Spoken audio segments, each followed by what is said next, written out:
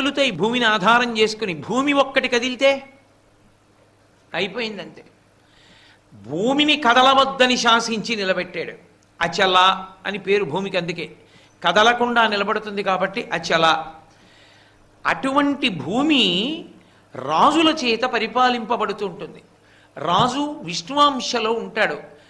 నా విష్ణు పృథివీపతి అని విష్ణువు యొక్క అంశ లేనివాడు పృథివికి పతి కాలేడు. రాజు భూమిని పరిపాలన చేసి ప్రజలందరూ సుఖంగా ఉండేటట్టుగా చేస్తాడు.